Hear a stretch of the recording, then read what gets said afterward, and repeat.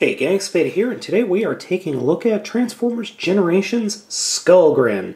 Now, as you can obviously see, Skullgrin is a repaint of Transformers Generations Darkmount, and, well, there's not much different other than the colors. There really isn't anything different between these two molds, but after I've had Skullgrin for a little bit, I have to say, I really think I like the Skullgrin color scheme better than Darkmount. There's nothing wrong with Darkmount, not in the least bit, but I really dig this light, more tank-like color scheme. I absolutely love it. It's even got more detailing, I think, than the original Darkmount figure. As you can see, there are differences in the paint scheme.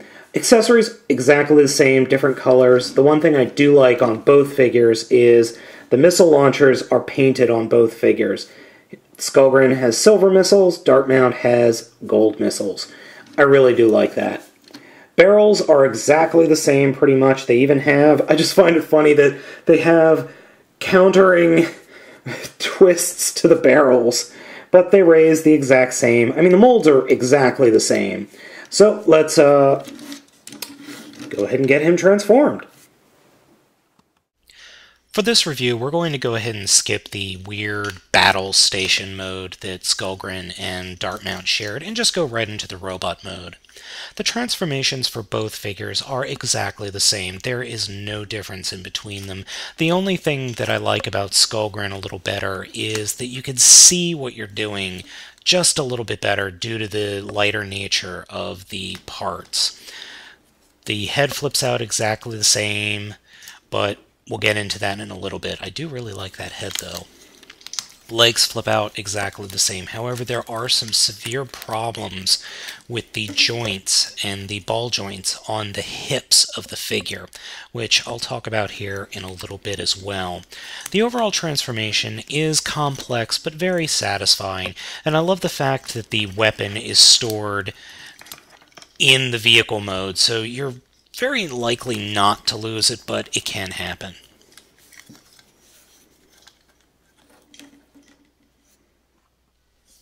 And here we have Skullgrin in robot mode, and this is the face of our favorite little skull guy, or I should say a G1 Pretender. I think this is a fantastic redo of Skullgrin's face. Please forgive the white on white, but maybe that's a little better. But I don't know if you could see the teeth in there. He's got teeth. It's absolutely fantastic. And the rest of the figure looks equally great, especially in the colors that Hasbro and Takara have decided for him. The bone gray, I'm sorry, not bone gray, but the deep gray, the maroon, the charcoal, and with the bone white axe. Just absolutely fantastic. It looks phenomenal. I love the look of this guy. And next to Darkmount, he looks equally just awesome. Darkmount has a different feel to him. Darkmount has a much more menacing feel to him. Skullgrin has a much more scary feel to him. It's really hard to explain, but if you have these figures in your hands, it would be easier to describe. Unfortunately, the figures are exactly the same otherwise. Other than the heads, exact copies of each other. Unfortunately, also, the moldings are different, but the painting schemes are different, which is nice. One major issue I have with this guy is if you lean him back a little bit,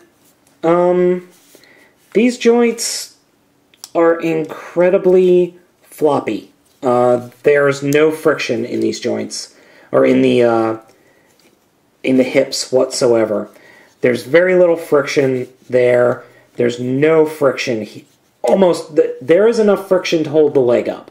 That is it. However, no, it's not going to hold.